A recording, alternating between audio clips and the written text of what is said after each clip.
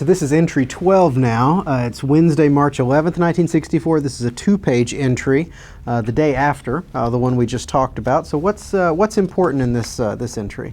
Well, I think the entry here followed on the discussion that was held the day before that elicited the positions of McCloy and the Chief Justice with respect to our examination of presidential protection policies and procedures. Norman and I reported to Lee Rankin the next day about that meeting and the different opinions of McCloy and the Chief Justice. And perhaps not completely by coincidence, there was a meeting that afternoon that was devoted to this subject. At this meeting, the Chief Justice was present, but McCloy was not present.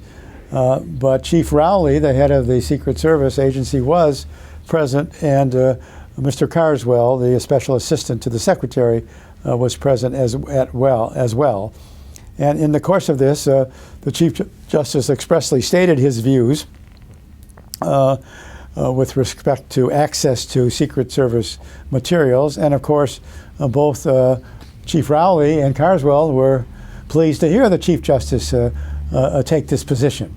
He seemed to buy completely into the Secretary's reluctance to share these materials for the reasons that we have referred to earlier. McCloy would participate usually only to express assent to the Chief Justice's views. The meeting then turned into a discussion more or less between Sam Stern on our behalf and Carswell as to what to do under these circumstances. Was there a way we could advance the ball, so to speak, and still adhere to the Chief Justice's reluctance to read and the Secretary's reluctance to provide materials like the Rowley report? And so it was decided that Carswell and Stern would work together to see what might be done, for example, through the use of questions and answers in writing between the department and the commission. Could we learn more about what was done or needed to be done in a way that would meet both the Secretary's concerns and the on one hand shared by the Chief Justice, and the views of McCloy and others who wanted to make a more constructive, specific set of proposals regarding Secret Service's procedures and policies for the future. So I was personally discouraged by the outcome at the meeting, because I was sort of an advocate for the most thorough investigation we could conduct in this area. And Rankin, with whom I discussed this matter, at the end of the day was somewhat more optimistic that we still could obtain some results of use for our report if we begin to experiment with the collaboration between Carswell and Stern. You take quite a strong position here. In fact, towards the end of that paragraph, the second paragraph on page 2, you say, so far as I'm concerned, it makes the Commission a public relations adjunct to the Treasury and makes it impossible for the Commission to do any significant work in this field. That's a pretty bold statement. Bold and accurate, as I would like to say. You're very diplomatic throughout the journal, but in this entry in particular, I mean, you refer to Rowley as a very average law enforcement official who runs a second-rate agency. You pull no punches here. Well, I mean, I wasn't sure this ever was going to become public to begin with, but there are some things in the journal I would prefer not being made public, but those two statements don't qualify. Those were my views, and I think they've been borne out by subsequent developments. And as we'll talk about later on, in fact, the kinds of reforms that were suggested by the Commission and won the votes of everyone on the Commission were very meager, but in fact were an endorsement of Dillon's own proposals for changes that might improve the intelligence collecting operations at the Secret Service agency, and also achieve increase in congressional funding that would enlarge the facility and competence, well, more the staff, enlarge the staff and diversify its components so as to make it a more effective intelligent gatherer and user. Well, the commission does deserve some credit for getting that larger appropriation from Congress, I think. I think that is probably so. And Secretary Dillon came in at the last moment when we were finalizing our report with this recommendation. And at that point, all 7 members of the commission put aside any further discussion of transferring responsibilities, and they simply approved and embraced the Secretary's recommendation. So it confirms what I may have said at the outset, that Secretary Dillon was one of the more skilled practitioners of Washington politics and procedures. Before we move on, I want to go back to one point. It's item number 2 on the first page of this entry, and it's about the testimony of Buell Frazier and Lennie Mae Randall. You write there was considerable debate and some consternation among some members of the staff regarding their testimony concerning the paper sack in which they saw Oswald carrying on the morning of November 22nd.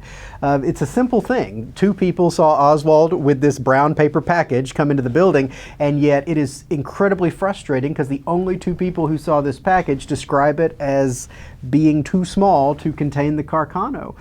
It's a debate which continues right up to the present day. Buell Frazier is still alive, still talking about this today. How do you feel about this?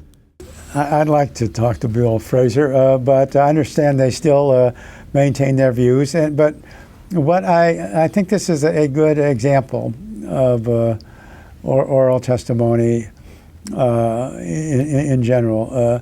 These are obviously intelligent people who have no axe to grind, so to speak, with respect to what they saw. And they understood from Oswald that it was for his windows. What do you call them? The curtain rods. Curtain rods. Yeah. And now what I always have wondered is, are Frazier and Randall, did they become aware that in fact Oswald's room in Dallas did not need curtain robs? That the curtain robs that Oswald had at Ruth Payne's house, the curtain rods were left there, and there were no curtain rods at the depository. Right. So once they know those facts, it seems to me they have to conclude that there were not curtain rods brought to the depository. So under the circumstances, I think they would have to re-examine their thinking and say, well, maybe we just misunderstood or misestimated the length of what the packages were. I mean, because the overwhelming evidence, and check me on this, was that when the rifle components were put together, either the sack in which they were carried may have included remnants of the rug. There were some fibers. There were some fibers found in the bag that matched the blanket. in the bag that matched the blanket. Mm-hmm. So with all that evidence put together, it seems to me that a layperson or a lawyer ought to say that yes, we felt strongly that what the size was, but it seems clear from this evidence that we were mistaken. Mm-hmm. And it's not wrong to be mistaken on such an important matter through oral testimony. And that's why David Bellin, for example, may well have used this as an illustration in his book of how the competing testimony on a single issue yielded, different interpretations, and it was up to the commission to resolve that in one of 2 ways. And so, was it components of a rifle or was it curtain rods? And it seems to me that making judgments of that kind were inherent to the investigation, and those positions had to be articulated and evaluated first at the staff level, then ultimately by the commission. So I'm sorry to hear they still maintain with vigor. I would say they're entitled to maintain with vigor what they said and what they thought at the time. And one would only ask that they might just have a second thought that maybe in view of the kinds of evidence I've just listed that perhaps they might have been wrong.